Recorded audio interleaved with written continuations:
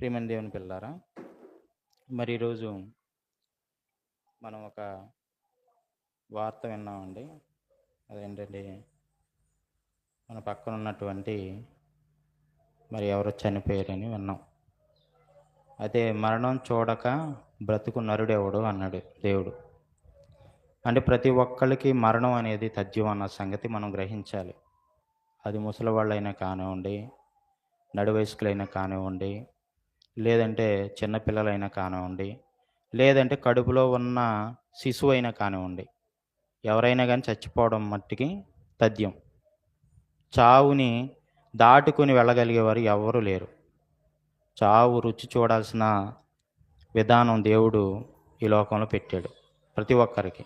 అది ఎప్పుడు పెట్టాడు అంటే ఎప్పుడో పెట్టేశాడు. అంటే ఎప్పుడు పెట్టాడు అంటే ఏదేను తోటలో దేవుడు చెట్టు వేసిన తర్వాత మరణం వచ్చిందని అనుకుంటున్నారు. కాదండి, మరణం ఆదిలోనే పెట్టేశాడు. ప్రతి ఒక్కరికి మరణం ఎప్పుడు పెట్టాడు అంటే ఆదిలోనే పెట్టాడు. కాబట్టి ప్రతి ఒక్కరూ ఆ మరణాన్ని చూసే వెళ్ళాలి. మనకి ఏదైనా వనంలో మరణం రాలా, మొదట్లోనే పెట్టాడు. అందుకే ఏమన్నాడు? ఎఫెసీ పత్రిక 1వ అధ్యాయం 4 నుండి 6 వచనాల్లో ఒకసారి చదవండి. అపొస్తలుడైన పౌలు ఎఫెసీయులకు రాసిన పత్రిక 1 నుండి 4 నుండి 6 వచనాలు. 1వ అధ్యాయం. ఎట్లనగా తన ప్రియునియందు తాను ఉచితముగా తనకు అనుగ్రహించిన కృపామహిమకు కీర్తి కలుగునట్లు తన చిత్త ప్రకారమైన దయా సంకల్పము చొప్పున యేసుక్రీస్తు ద్వారా తనకు కుమారులుగా స్వీకరించుటకై మనలను ముందుగా, అంటే ఎంత ముందుగా ఆయన సిద్ధపరచుకున్నాడు మనం కావాలని క్రీస్తు ద్వారా అంటే ఈ జగత్తు పునాది వేయబడక మునిపే మనం కావాలనుకున్నాడు. మరి అప్పుడే మరణం పెట్టాడా? మనం అందరం అంటే కుమారులుగా స్వీకరించుటకై అన్నాడు కదా. అంటే కుమారులు అంటే ఒక్కడు కాదు, ఆదాము ఒక్కడే కావాలనుకోలే, అవ్వ ఒక్కటే కావాలనుకోలే, అందరూ కావాలనుకున్నాడు. కుమారులుగా అందరినీ స్వీకరించుటకై ఆయన జగత్తు పునాది వేయబడక మునిపే మనందరం కావాలనుకున్నాడు. కాబట్టి మరణం కూడా ఎప్పుడు పెట్టేశాడు? ఎప్పుడో పెట్టేశాడు, ముందుగానే పెట్టేశాడు మరణం. అందుకే మన జననం కూడా ఎలా ఉంది అంటే మన తండ్రి గర్భాల్లోనికి వెనక్కి వెళ్ళిపోతే మనం అందరం ఎక్కడ ఉన్నాం? ఆదాములో ఉన్నాం. ఆదాము ఎక్కడి నుంచి వచ్చాడంటే దేవునిలో నుండి వచ్చాడు. అంటే పుట్టుక మనకు తెలియదు, చావు మనకు తెలియదు, రెండు ముందుగానే పెట్టాడు. ఆ రెండు మనకు తెలియదు. అందుకనే ప్రతి ఒక్కరు కూడా మరణించాల్సిన అవసరత ఎంతైనా ఉంది. ఆ విషయంలోనే భాగంగా ఈరోజు మనం మరణం అంటే ఏమనుకుంటాం? కీడు, చెడు. అలాగే జననం అంటే ఏమనుకుంటాం? సంతోషం, మేలు అనుకుంటాం. అంటే మేలు కీడులు రెండు దేవుడే పెడతాడా లేదంటే ఇంకెవరైనా పెడతారా అని మనం ఈరోజు ఆలోచిద్దామండి. యోబు గ్రంథం 2వ అధ్యాయం 10వ వచనం. యోబు గ్రంథం 2వ అధ్యాయం 10వ వచనం. అందుకతడు యోబు అంటున్నాడు, ఏమంటున్నాడు చూడండి. మూర్ఖురాలు మాట్లాడినట్లు నీవు మాట్లాడుచున్నావు, మనము దేవుని వలన మేలు అనుభవించుదమా, కీడును అనుభవింప తగమా అని.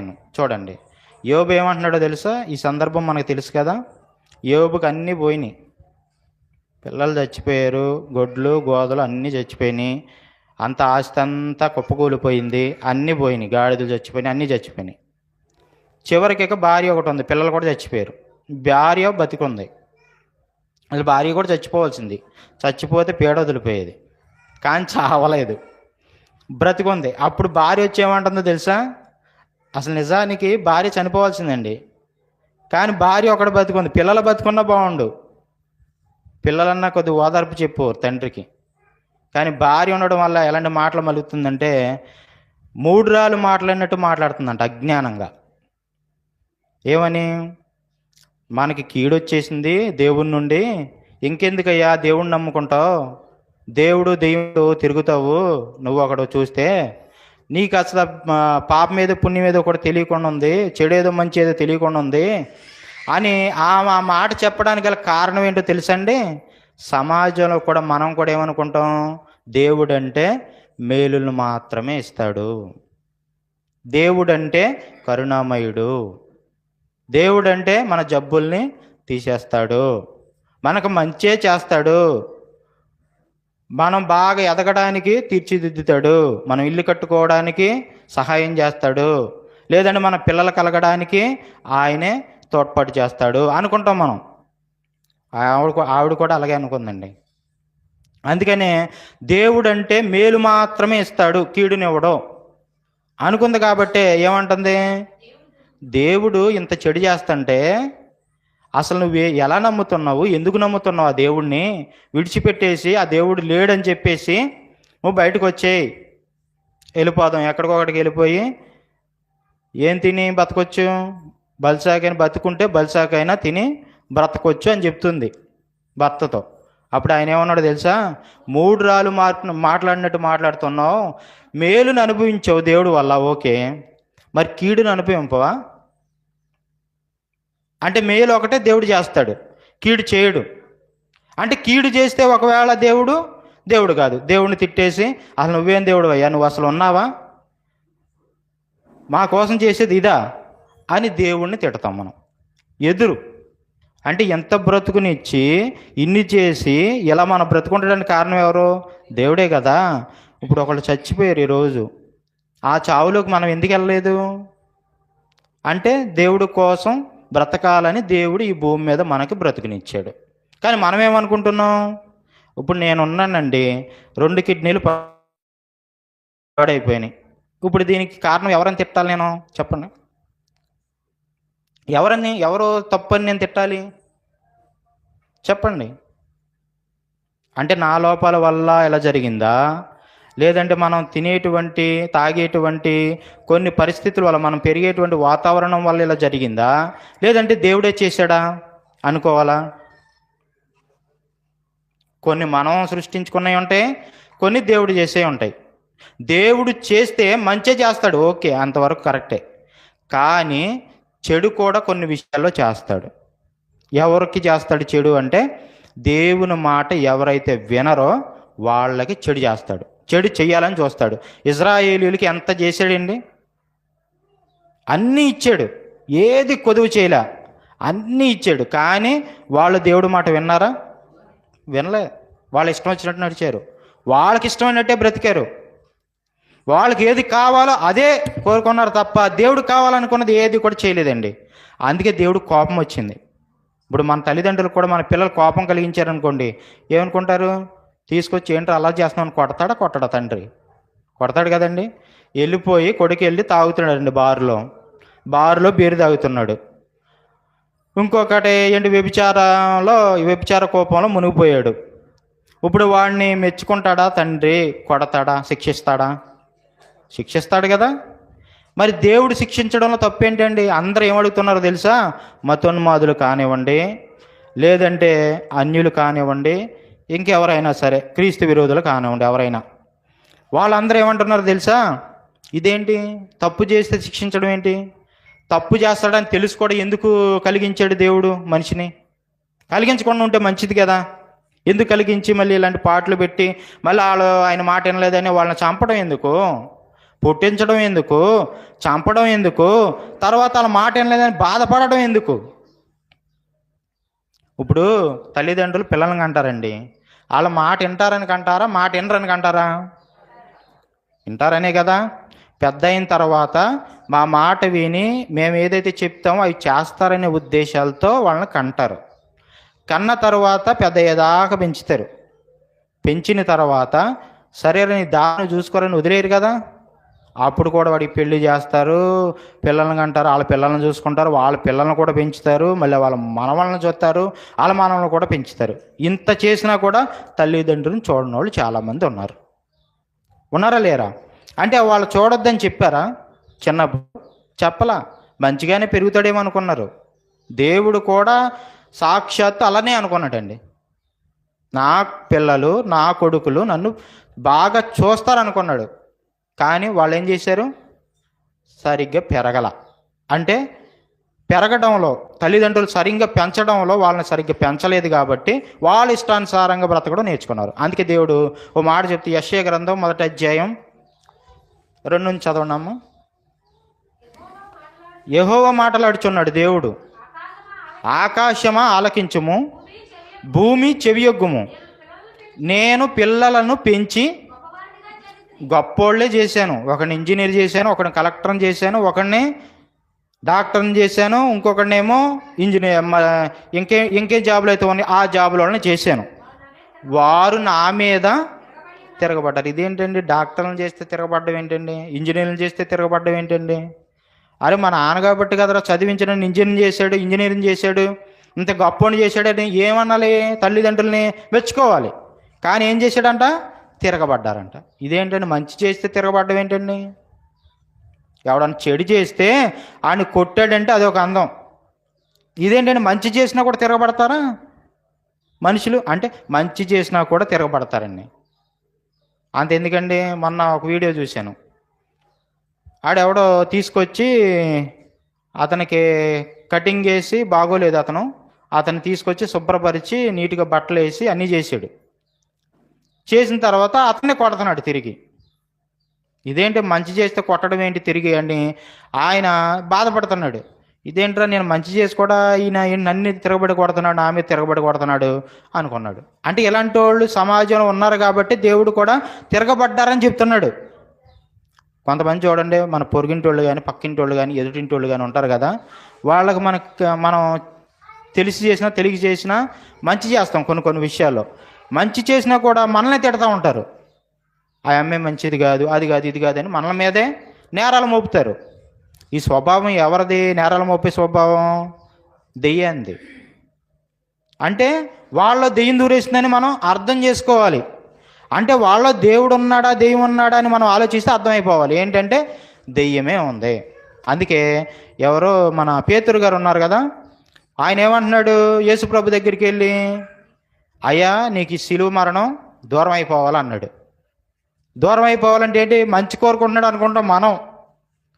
అరే ఇంత మంచి కోరుకుంటున్నాడు అది దూరం అయిపోవాలన్నాడంటే సిలువ మరణం మంచోడే కదా అనుకుంటాం. కాదండి, జగత్తు మొత్తానికి రాబోయే రక్షణను దూరం చేయాలనుకున్నాడు. అది అసలు విషయం అక్కడ. అంటే మంచి చేయాలనుకున్నాడు, చెడు చేయాలనుకున్నాడా అంటే చెడే చేయాలనుకున్నాడు. పేతూరు చేయాలనుకోలా, పేతూరులో దూరిన అపవాది చేయాలనుకుంది. అందుకే మనలో కూడా కొన్నిసార్లు సాతాను దూరుతుంది. మనం కాదు, అదే చేపిస్తూ ఉంటుంది పనులు.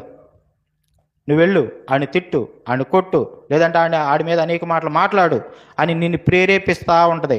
ప్రేరేపణ కలుగుతుంది అన్నమాట, మనసులో మైండ్లో కలుగుతూ ఉంటుంది. ఆయన తిట్టాలి, ఆయన కొట్టాలి, ఆలోచన ఇక్కడ వస్తుంది. ఇక్కడ తలంపు ఇక్కడ మొదలయ్యి ఎక్కడికి వెళ్ళద్ది? చేతుల్లోకి వెళ్ళద్ది, కాళ్ళలోకి వెళ్ళద్ది. ఇక చంపడానికి, నరకడానికి, తన్నడానికి కూడా వెళ్తాం మనం. అలా తయారైపోతాం. అంటే సాతాను మనల్ని ప్రేరేపించి ఎంత దూరానికైనా తీసుకువెళుతుంది. అందుకే కీడు మేలు ఏది మన జీవితంలో వచ్చినా కొన్నిసార్లు శ్రమలు దేవుడు పెడతాడు. ఎందుకు పెడతాడు అంటే దేవుని కోసం ఇంకా గొప్పగా బ్రతుకుతావని, దేవుని కోసం ఇంకా నువ్వు ఎన్నో పనులు చేస్తావని. నీకు ఈ జబ్బుని కానీ, లేదంటే కుంటోళ్ళు ఉన్నారండి, గుడ్డోళ్ళు ఉన్నారండి, మోగోళ్ళు ఉన్నారండి, అందరిని పుట్టించింది ఎవరు? దేవుడే. ఎందుకు పుట్టించాడు అంటే నీకు అన్ని అవయవాలు బాగుండేలా చేశాడు కదా, నీకు అన్ని అవయవాలు బాగుండేలా చేశాడు కదా. నీ కిడ్నీలు బాగున్నాయి, లివర్ బాగుంది, గుండె బాగుంది, ఊపిరితిత్తులు బాగున్నాయి, శరీరంలో అన్నీ బాగానే ఉన్నాయి. ఇప్పుడు నువ్వు వాడిని చూసి ఏమనుకోవాలి? కుంటోని చూసి, అరే ఆడికి 2 కాళ్ళు లేవు. ఆ బాధ ఏంటో నీకు తెలియడం కోసం ఆయన కుంటోడిగా పుట్టించాడు. ఆయన గుడ్డోడిగా ఎందుకు పుట్టించాడు అంటే నీ కళ్ళు లేకపోతే ఎంత బాధను అనుభవిస్తావు అనేది ఆడిని చూసి నువ్వు నేర్చుకుంటావని. అందుకే శవం దగ్గరికి కూడా వెళ్ళమన్నాడు అందరినీ. శవం దగ్గరికి ప్రలాపించుచున్న వారింటికి వెళ్ళమన్నాడు. ఎందుకు వెళ్ళమన్నాడు? అక్కడ శవాన్ని చూసి నువ్వు ఏడ్చి వచ్చేస్తావని కాదు. ఆ శవాన్ని చూస్తే నీకు ఏమర్థం అవ్వాలో తెలుసా? అటువంటి పరిస్థితుల్లోనికి నేను వెళ్ళలేదు కదా, నన్ను ఈరోజు బ్రతికించే ఉంచాడు కదా, అరే ఆ పరిస్థితిలోకి నేను వెళ్ళిపోతే పరిస్థితి ఏంటి అని నీకు అర్థం అవ్వాలని అక్కడికి వెళ్ళమన్నాడు. అంటే ఇప్పుడు 2 కిడ్నీలు లేని వాడికి 2 కిడ్నీలు లేని విలువ తెలుస్తుంది. రెండు కళ్ళు లేనివాడికి అది లేకపోతే ఎంత బాధను అనిపించాలో ఆడికి అర్థం అవుతుంది. రెండు చేతులు లేనివాడికి అది ఎంత బాధను అనిపించాలో ఆడికి తెలుస్తుంది. రెండు చేతులు లేకపోయినా, రెండు కాళ్ళు లేకపోయినా దేవుని కోసం ప్రకటిస్తున్నారు. అవునా కదంటారా? ఒక ఆయన చూశారు కదా, వీడియోలో చూస్తారు, రెండు చేతులు రెండు కాళ్ళు ఉండవు ఆయనకి, నోతు పిచ్చో ఏదో ఉంది ఆయన పేరు. ఆయన రెండు కాళ్ళు రెండు చేతులు లేపని దేవుని సువార్తను బైబిల్ పట్టుకొని గ్రామానికి వెళ్ళి సువార్తను ప్రకటిస్తున్నాడు. మరి నువ్వేం చేస్తున్నావు? నీ కాళ్ళు బాగానే ఉన్నాయి, నీ కళ్ళు బాగానే ఉన్నాయి, నీ నోరు బాగానే ఉంది, అన్నీ బాగానే ఉన్నాయి. నువ్వు దేవుని కోసం పని చేయట్లేదు.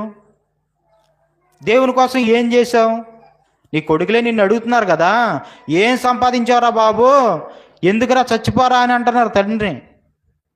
ఏం సంపాదించావు నువ్వు మా కోసం? ఎప్పుడో 100 రూపాయలు ఉన్నప్పుడు ఎకరం కొనలేకపోయావు, ఇప్పుడు మేము లక్షలెట్టి కొనుక్కో, 30 లక్షలెట్టి ఎకరం. అప్పుడు ఎందుకు సంపాదించాలా నువ్వు? నీ పక్కింటోడు సంపాదించాడు, నీ ఎదుటింటోడు సంపాదించాడు, అందరూ సంపాదించాడు, నువ్వెందుకు సంపాదించాలని అడుగుతున్నారు తండ్రిని. అడుగుతున్నారండి నేటి పిల్లలు, ఏం సంపాదించావని. మేము ఇలా బ్రతకడానికి కారణం నువ్వే అంటున్నారు. నువ్వు సంపాదించి ఉంటే మేము కూర్చొని తినేవాళ్ళం కదా, నువ్వెందుకు సంపాదించలేదు అని తల్లిదండ్రులను అడుగుతున్నారు. మరి అలాంటి పరిస్థితుల్లో ఉన్నటువంటి పిల్లలు మరి ఇంకా బాగుపడమంటే ఏం బాగుపడతారండి సమాజంలో? అందుకే దేవుడు ఇవన్నీ ఉండగానే దేవుని కోసం దేవుడు కూడా అడుగుతాడు అలానే, ఏమని? నా కోసం ఏం చేసావు నువ్వని. ఏం చేసావు? నీకు 60 ఏళ్ళు ఇచ్చాను కదా, ఏం చేసావు? 30 ఏళ్ళు ఇచ్చాను కదా, నువ్వేం చేసావు? నీకు 70 ఏళ్ళు ఇచ్చాను కదా, నువ్వేం చేసావు? అక్కినే నాగేశ్వరం ఉన్నాడు కదా, 90 ఏళ్ళు బతికాడు, ఏం చేశాడు? అదేంటండి అన్నేళ్ళు ఎందుకు బ్రతకనిచ్చాడండి దేవుడు అంటే 139వ కీర్తన 16వ వచనం. 139వ కీర్తన 16వ వచనం. నేను పిండమునై ఉండగా నీ కన్నులు నన్ను చూచెను, నియమింపబడిన దినముల్లో ఒకటైనను కాక మునిపే నా దినములన్నీ నీ గ్రంథంలో అక్కడ రాశాడంట. గ్రంథంలో రాశాడంట. దేవుని దగ్గర ఒక బుక్ ఉంటుంది, ఆ బుక్కులో మన గురించి మన పాపాలు అన్నీ కూడా చిట్టా రాసేస్తాడండి. ఇన్ని రోజులు నువ్వు బ్రతకాలి, ఈ క్షణం వరకు ఉండాలి భూమి మీద, ఆ క్షణం దాటితే నువ్వు నా దగ్గరికి వచ్చేయాలి. అంటే ఆయన దగ్గర కాదు, పాతాళం వెళ్ళిపోవాలి. ఒక్క క్షణములోనే మొత్తం అందరూ వెళ్ళిపోవాలి. అది అంటే మనకు ఎక్కడ వరకు ఇచ్చాడో అక్కడ వరకే బ్రతకగలం. అక్కినేని నాగేశ్వరరావుకి 90 ఏళ్ళు ఇచ్చాడు, బ్రతికాడు. ఎన్నేళ్ళు బ్రతికానన్నది ఇంపార్టెంట్ కాదు, ఎంతకాలం దేవుని కోసం బ్రతికామన్నదే ఇంపార్టెంట్. అదే ప్రాముఖ్యం. ఎంతకాలం బ్రతికాం దేవుని కోసం, ఎన్ని చేసాం దేవుని కోసం అన్నదే ఇంపార్టెంట్ అండి. అందుకే ఆదాము హవ్వలను కూడా కలుగు చేశాడు. ఇప్పుడు విన్నారు కదా, మేలు కీడు అంటే రెండు దేవుని వలన కలుగుతాయి. యోబుకు కూడా అలాగే కలిగాయి. కానీ యోబు ఏమన్నాడు? మేలునైతే అనుభవించాం కదా, మరి కీడుని అనుభవించామా అన్నాడు భార్యని. తర్వాత ఆదాము హవ్వల్ని తయారు చేశాడండి. ఆదాము హవ్వలను తయారు చేశాడు కదా. తర్వాత ఆదాము హవ్వలను తయారు చేసిన దేవుడు ఏమన్నాడంటే, ఒకసారి చూడండి 3వ అధ్యాయం 22వ వచనం. ఆదికాండం 3వ అధ్యాయం 22వ వచనం. అప్పుడు దేవుడైన యెహోవా, ఇదిగో మంచి చెడులు ఎరుగునట్లు ఆదాము మనలో ఒకని వంటి వాడాయను. కాబట్టి చూడండి, అంటే ఆదాము మనలో ఒకటి వంటి వాడైపోయాడంట. ఎప్పుడు? పండు తిన్నాక, పండు తినకముందా? ఒకసారి ఆలోచించి చెప్పండి. పండు తిన్నాక మనలో ఒకని వంటి వాడయ్యాడు అన్నాడా? పండు తినకముందు అన్నాడా మాట? తిన్న తర్వాతే కదా. తిన్న తర్వాత అంటే దేవుళ్ళో దేవుడు అయ్యాడా? తిన్న తర్వాత మనమేమనుకుంటున్నాం? పాపేయాడు అంటున్నాం కదా. పండు తిన్నాక పాపాత్ముడు అయిపోయాడు, ఎందుకు పనికిరానుడు అయిపోయాడు అనుకుంటున్నాం కదా. మరి పండు తిన్నాక మనలో ఒకని వంటి వాడాడు అన్నాడేంటి? ఒకసారి ఆలోచించండి. అంటే పండు తినకముందు అన్నాడా అంటే పండు తిన్నాకే అన్నాడు, మనలో ఒకని వంటి వాడు అయ్యాను అన్నాడు. అంటే ఇప్పుడు దేవుళ్ళలో దేవుడు అయ్యాడా? అవును కదా, దేవుళ్ళలో దేవుడయ్యాడు. మంచి చెడులు అంటే ఏంటి చెప్పండి? మంచి చెడులు అంటే ఏంటి? జ్ఞానవంతులు తెలుసుకునే ఒక మంచి విషయం. అదేంటంటే మంచి చెడులు, bad or good. Bad or good. అంటే మంచి చెడులు ఎవరు తెలుసుకుంటారంటే జ్ఞానవంతులు తెలుసుకుంటారు. ఇప్పుడు దేవుడు జ్ఞానవంతుడా, జ్ఞానం లేనివాడా? జ్ఞానవంతుడు. కాబట్టి ఇప్పుడు ఆదాము హవ్వలు ఏం తిన్నారు? మంచి చెడులు తెలివినిచ్చు వృక్ష ఫలాన్ని తిన్నారు. తిన్న తరువాతే మంచి చెడులు తెలిసే వాళ్ళకి. బట్టలు ఏమైనా అప్పటి వరకు తెలిసే వాళ్ళకి తెలీదు. అంటే బట్టలు వేసుకోకుండా సమాజంలో తిరగొచ్చు అన్న సంగతి కూడా వాళ్ళకి తెలియదు అప్పటి వరకు. కానీ ఆ పండు తిన్న తర్వాత తెలిసింది. ఏమని? అబ్బో ఇది మంచి, బట్టలు వేసుకోవడం అనేది మంచి, బట్టలు వేసుకోపోవడం అనేది చెడు. ఓహో ఇది చేయకూడదు, ఇది చెయ్యొచ్చు. ఓహో వ్యభిచారం చేయకూడదు. ఎప్పుడు తెలిసింది మనకి? ఈ బైబిల్ వల్లే కదా తెలిసింది. వ్యభిచారం చేయకూడదని ఎప్పుడు తెలిసిందంటే ఆజ్ఞ వచ్చిన తర్వాతే తెలుసు. అంతకుముందు మనకు తెలియదు అది. అందుకే దేవుడు మొదటి నుండి ఆజ్ఞలు ఇస్తూనే వచ్చాడు. ప్రతి ఒక్కరికి ఆదాము అవ్వల దగ్గర నుండి ఆజ్ఞలు ఇస్తూనే వచ్చాడు, ఆజ్ఞలు పెడుతూనే వచ్చాడు. కానీ వాళ్ళు ఫాలో అవ్వలేదు, వాళ్ళు అనుసరించలేదు, కాబట్టి తప్పు చేశారు. ఇప్పుడు ఈయన దేవుళ్ళలో దేవుడు అయిపోయాడు పండు తిన్న తర్వాత. అంటే మంచి చెడుని తెలుసుకున్నాడు కాబట్టి దేవుళ్ళలో దేవుడయ్యాడు. లేకపోతే దెయ్యమే అవుతాడు. మంచి చెడులు తెలీదు. తెలియడం మంచిదా, తెలియకపోవడం మంచిదా అంటే తెలియడమే మంచిది. అందుకే దేవుడు కూడా దాన్ని అడ్డు పెట్టినా కూడా ఏమీ అనలేదు. తర్వాత తిన్నా కూడా సరే తింటే తిన్నారు, అయిపోయింది. ఇక అయిపోయింది. తర్వాత ఏం చేయాలనేది, అనుసరించాలనేది దేవుడు ఫాలో అమ్మన్నాడే తప్ప ఎందుకు తిన్నారు ఇక అవన్నీ అనవసరం, బ్యాక్ ఇదంతా గతం గత అంటారు చూడు, అలాగ వదిలేశాడు దేవుడు. అందుకే ఏమన్నాడు? అపోస్తుల కార్యాలు కూడా అంటాడు, ఈ మూర్ఖతరం వారికి మీరు వేరే. ఆ మూర్ఖతరం ఎవరంటే అప్పుడున్న వాళ్ళందరూ మూర్ఖులు, వాళ్ళందరికీ వేరైపోయి మీరు కొత్తగా బ్రతకాలన్నాడు. అందుకే ఈ లోక స్నేహం మీకు వైరం అన్నాడు. ఈ లోకంతో మనం స్నేహం చేయకూడదు. ఎందుకంటే వాళ్ళలాగా మనం కూడా మారిపోతాం. 6 నెలలు అయితే ఈడే ఆడైపోతాడు అంటారు. అలాగూ మనం అయిపోతాం. అందుకని అలా ఫాలో అవ్వకూడదు. ఇప్పుడు అంటే మంచి చెడులు తెలివినిచ్చు వృక్షఫలాన్ని తిన్నారు. తిన్న తర్వాత మంచి ఏదో చెడు ఏదో తెలుసుకున్నారు. ఇప్పుడు మంచి చెడు దేవుడే పెట్టాడా, లేదంటే ఇంకెవరన్నా పెట్టారా? చెడు దెయ్యం పెట్టింది అంటారు, మంచి దేవుడు పెట్టాడు అంటారు. ఓకే. ఇప్పుడు ఇంకో మాట చూడండి, విలాప వాక్యాలు 3:38. విలాప వాక్యాలు 3:38. మహోన్నతుడైన దేవుని నోట నుండి కీడును మేలును బయలు వెళ్ళును కదా అన్నాడు. అంటే మేలును కీడును దేవుని నోట నుండి బయటికి వెళ్ళొద్దంట. అంటే మనకి కీడు జరగాలన్నా మేలు జరగాలన్నా ఎవరి ఆజ్ఞ ఉండాలి? దేవుడు ఆజ్ఞ ఉండాలి. ఇప్పుడు అంటే దీని అర్థం ఏంటంటే సాతాను మనల్ని చెరపట్టాలన్నా కూడా దానికి ఎవరు ఆజ్ఞ ఉండాలి? అది దేవుడు ఆజ్ఞ లేనిదే అవ్వాదాముల్ని త్రోవ తప్పించడానికి వెళ్ళలేదు దెయ్యం.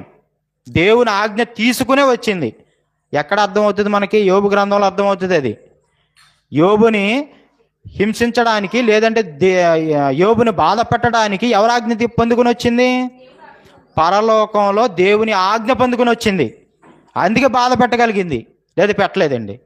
ఇప్పుడు ఆదాముని అవ్వను కూడా ఆ పండు తినేలా చేయడానికి ఎవరు ఆజ్ఞ తీసుకుని వచ్చింది? దేవుడు ఆజ్ఞనే తీసుకుని వచ్చింది. దేవుడు ఆజ్ఞ లేనిదే చేమైనా కుట్టదంటారు. పరమేశ్వరుడు ఆజ్ఞ లేనిదే చేమైనా కుట్టదంటారు కదా, తెలుసు కదా అది మీకు సామెత. అంటే ఏదైనా జరగాలి అంటే సమాజంలో అది దేవుడి ఆజ్ఞ ఉండాలి ఖచ్చితంగా. కీడైనా మేలైనా దేవుని నోట నుండే బయలు వెళతాయి. కానీ కీడు చేయడానికి సాతానుకు అవకాశం ఇచ్చింది మాత్రం దేవుడే. కీడు చేసేది ఎవడు అంటే సాతాను. ఎందుకు చేస్తాడు అంటే చూడండి, అది కూడా యాకోబు పత్రిక 1:13. యాకోబు పత్రిక 1:13.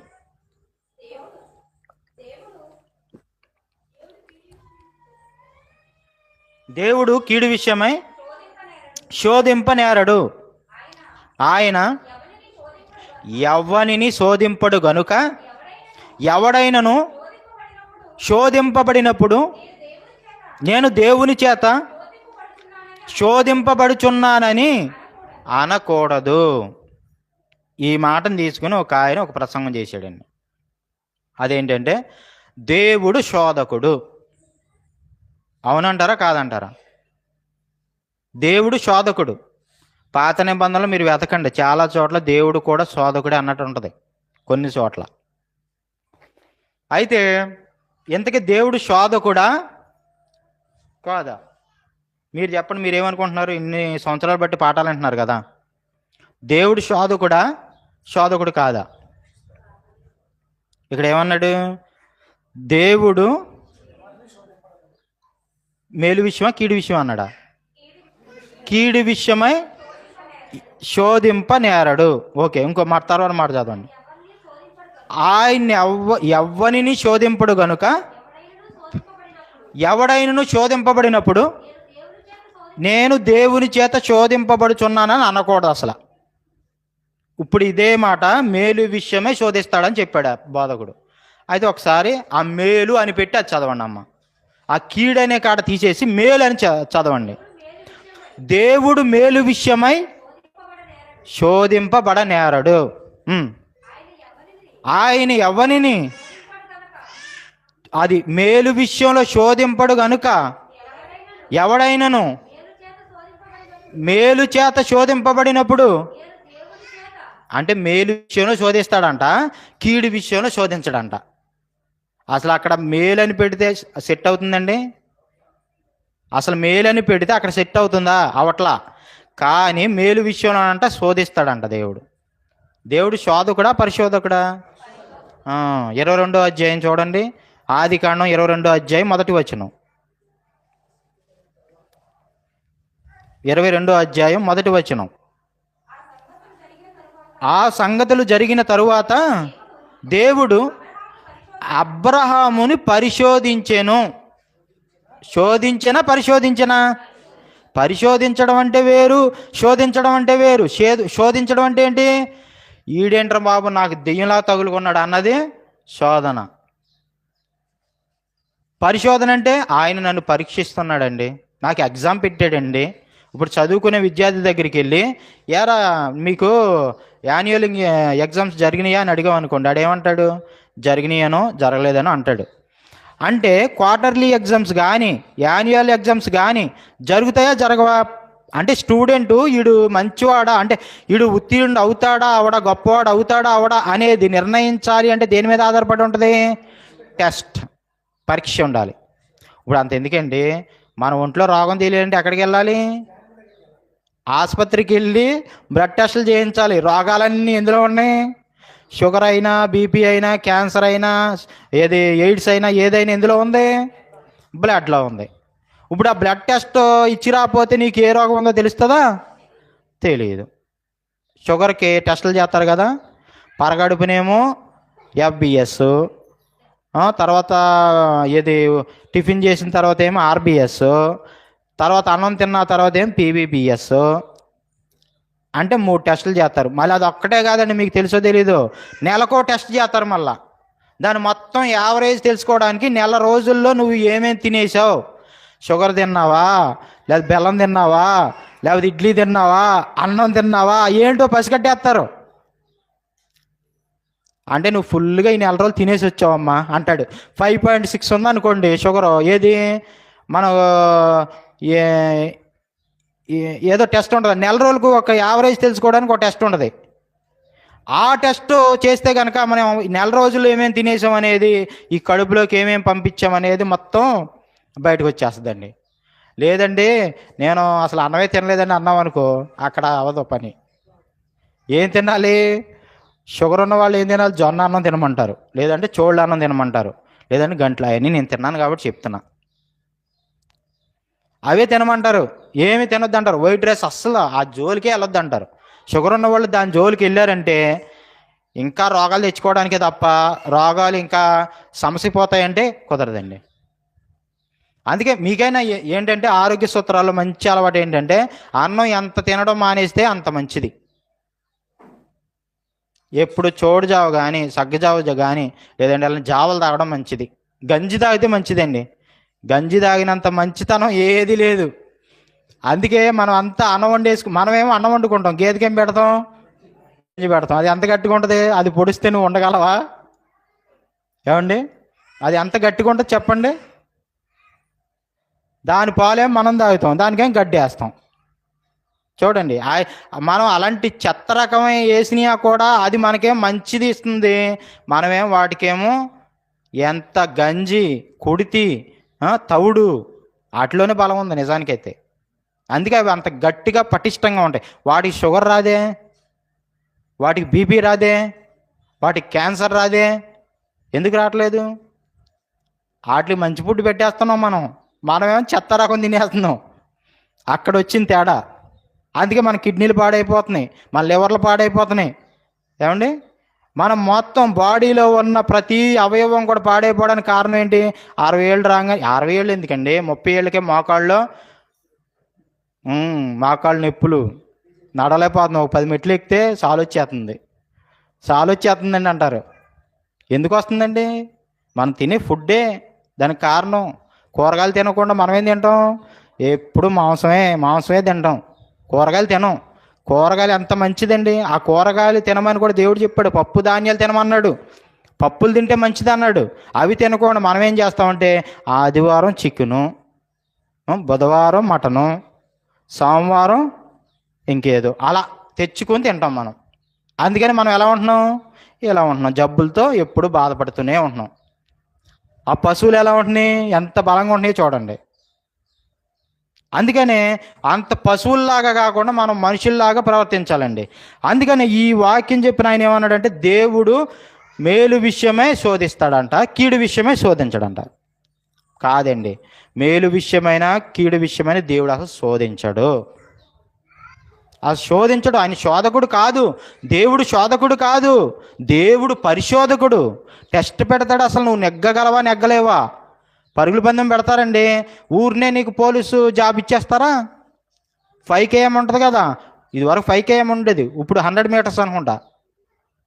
5 కిలోమీటర్లు ఉరికితేనే, అందులో ఉత్తీర్ణుడు అయితేనే నీకు కానిస్టేబుల్ జాబు, లేదంటే జాబ్ లేదు. అలాగే ఏదైనా సరే, ఒక ల్యాబ్లో జాయిన్ అవ్వాలనుకోండి, అక్కడ ఒక టెస్ట్ ఉంటుంది మనకి. ఆ టెస్ట్ మనం ఉత్తీర్ణులు అయితేనే మనకి ఆ జాబ్ ఇస్తారు, ఆ మేనేజర్ ఇస్తారు, లేకపోతే ఎవరు. అందుకే ఏదైనా కానివ్వండి, మనం ప్రతి దాంట్లో కూడా టెస్ట్ ఉంటుంది. అందుకే బ్లడ్ టెస్ట్ల గురించి చెప్పా. మనకు బ్లడ్ టెస్ట్లు బాగా తెలుసు కదా. ఇక్కడ బ్లడ్ టెస్ట్లకు వెళ్ళిన వాళ్ళు ఎవరైనా ఉన్నారా? యూరిన్ టెస్ట్లకు కానీ బ్లడ్ టెస్ట్లకు కానీ ఎవరు ఉండరండి. ఎవరొకరు ఏదో ఒక టెస్ట్ చేయించుకునే ఉన్నారు. చిన్నప్పుడు టీకాలు కూడా వేస్తారు, అవునా కదా? పోలియో చుక్కలు కూడా వేస్తారా లేదా? అంటే డాక్టర్ దగ్గరికి వెళ్ళిన వాళ్ళు అంటే ఎవరు లేరండి. చిన్న పిల్లడి దగ్గర నుంచి వృద్ధాప్యం వరకు కూడా అందరూ వెళ్ళిన వాళ్ళే డాక్టర్ దగ్గరికి. అందుకనే మనం కీడు విషయమే కాదు, మేలు విషయమే కాదు, ఏ విషయంలోనైనా సరే దేవుడు మనల్ని శోధించడు. దేవుడు శోధకుడు కాదు. అది మనం ముఖ్యంగా గమనించాలి. రోమపత్రిక 1 కొరింథీ పత్రిక 10వ అధ్యాయం 13వ వచనం. 1 కొరింథీ పత్రిక 10వ అధ్యాయం 13వ వచనం. సాధారణముగా మనుషులకు కలుగు శోధన తప్ప ఆ శోధన కూడా సాతాను ద్వారా శోధన వస్తుంది. తర్వాత చదివమ్మా. దేవుడు నమ్మదగినవాడు, మీరు సహింపదగినంత కంటే.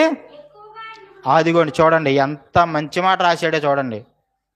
మనమంట అనుభవించగలిగినంతే మనకి శోధన పెడతాడంట.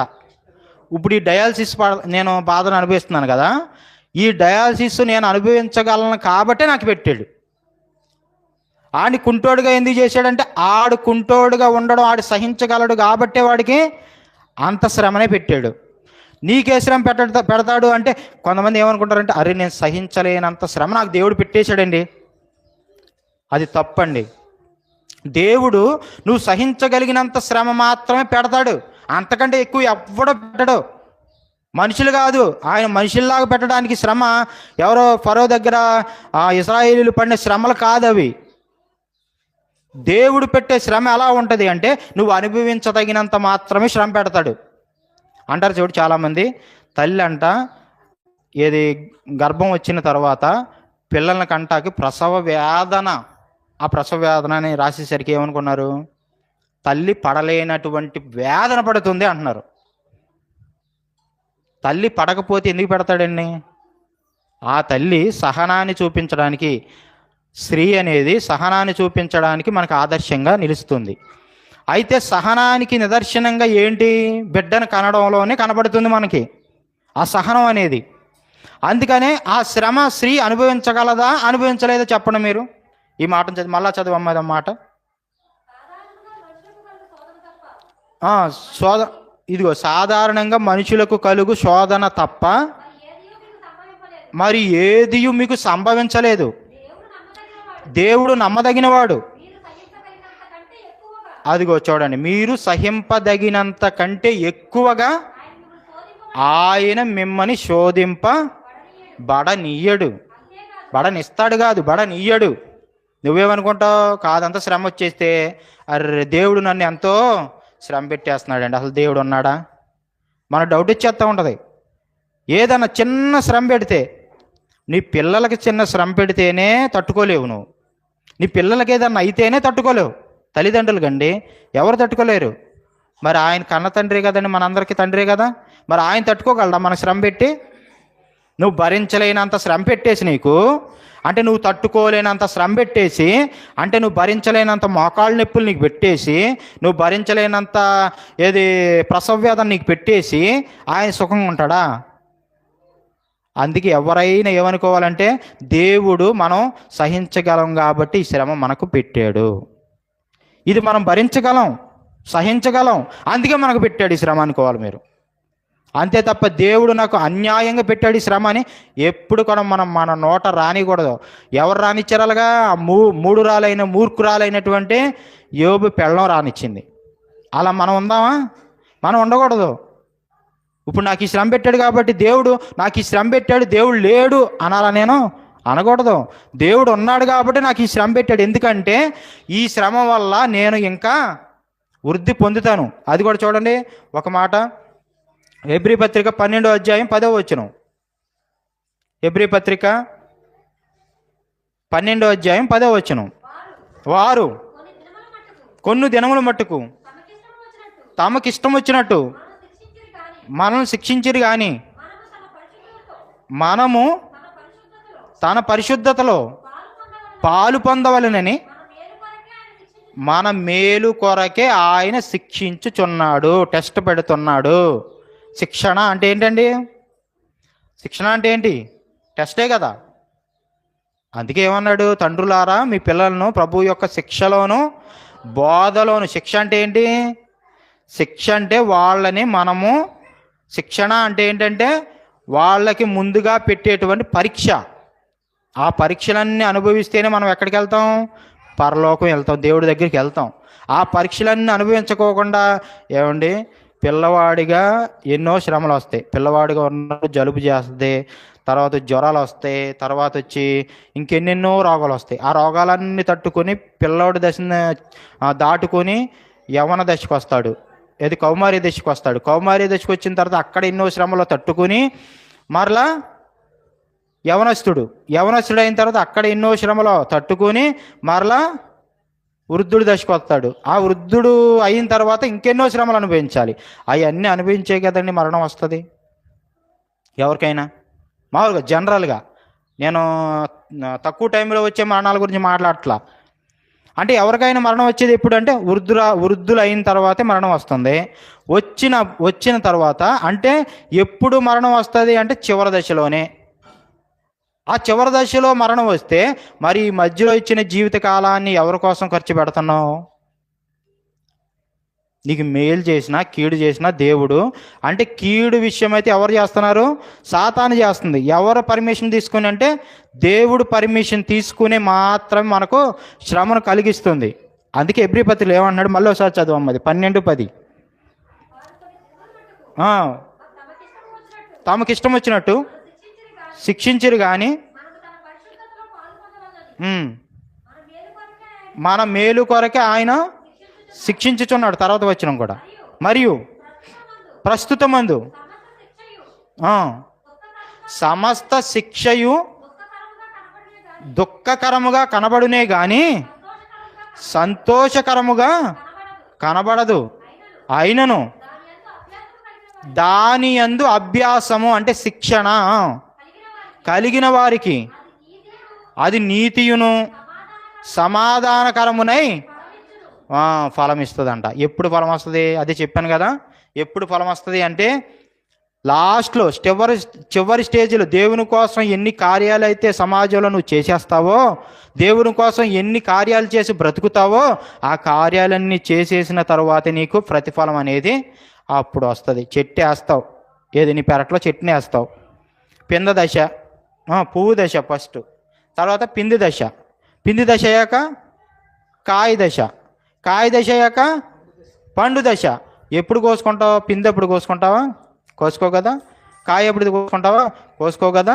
పండాక అప్పుడు కోసుకొని తింటావు. దేవుడు కూడా అంతేనండి. మనకు 60 ఏళ్ళు ఇచ్చినా, 70 ఏళ్ళు ఇచ్చినా, 80 ఏళ్ళు ఇచ్చినా, ఈ జీవిత కాలం అంతా ఇచ్చింది ఎందుకయ్యా అంటే దేవుని కోసం బ్రతకడానికి. అందుకే మనం ఈ ఫలాన్ని ఎప్పుడు అనుభవిస్తాం అంటే చివరి దశలో మాత్రం అనుభవిస్తాం. అందుకే అంతం వరకు నిలిచిన వాడు ధన్యుడు అన్నాడు. అంతం వరకు నిలవాలి మనం, అంతం వరకు సహించాలి మనం, అంతం వరకు భరించాలి మనం. అప్పటి వరకు భరిస్తేనే మనకు ఫలం అనేది వస్తుందండి దేవుని నుండి, లేకుంటే ఫలం అనేది అనుభవించము. ఇంకొక వచనం చూడండి, ఇంకొక వచనం అండి చివరిగా. మరి రోమపత్రిక 8వ అధ్యాయం 28వ వచనం, రోమపత్రిక 8వ అధ్యాయం 28వ వచనం అండి. దేవుణ్ణి ప్రేమించే వారికి అనగా ఆయన సంకల్పము చొప్పున నిలువబడిన వారికి, పిలువబడిన వారికి మేలు కలుగుటకై సమస్తమును సమకూడి జరుగుచున్నవని ఎరుగుదుము. సమస్తము సమకూడి ఎందుకు జరుగుతున్నాయి మనకి అంటే దేవుడు సంకల్పంలో మనం ఉన్నాం కాబట్టే. ప్రతి ఒక్కరండి, అందరూ దేవుని సంకల్పంలో ఉన్నారు.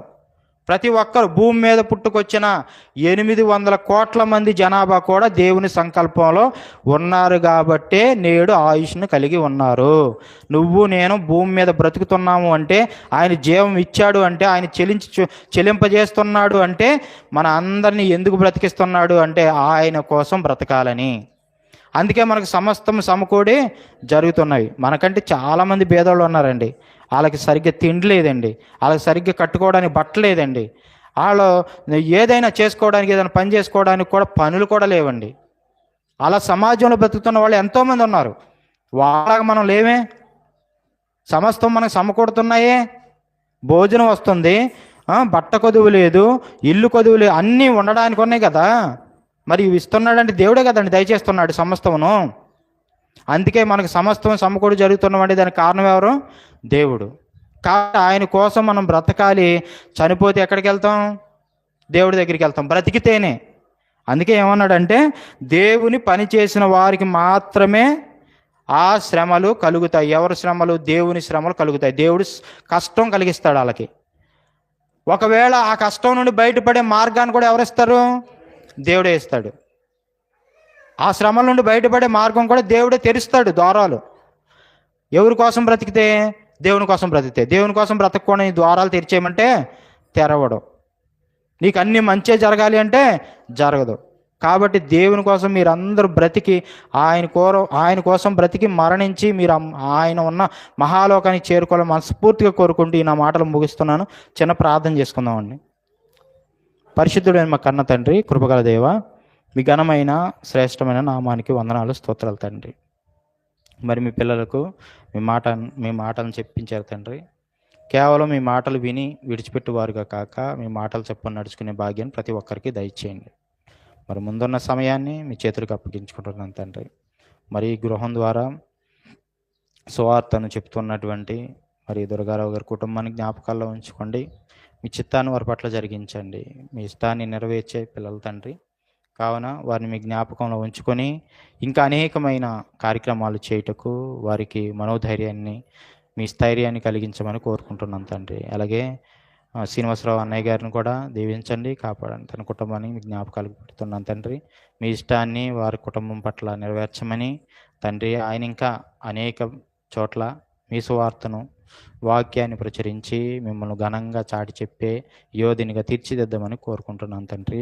అలాగే ఇక్కడ ఉన్న మీ పిల్లలందరినీ మీ జ్ఞాపకాలకు పెడుతున్నాను తండ్రి. మీ పాదాల చెంత పెడుతూ వారిని మీ చిత్తమై బ్రతకగలిగే భాగ్యాన్ని వారందరికీ దయచేయండి తండ్రి. మీ పిల్లలు తండ్రి ఏది ఇచ్చినా మీ కొరకు ఇస్తారు, మీ కొరకు చేస్తారు.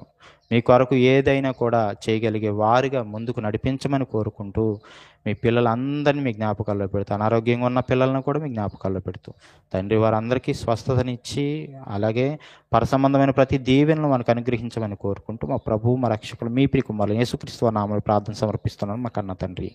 ఆమేన్.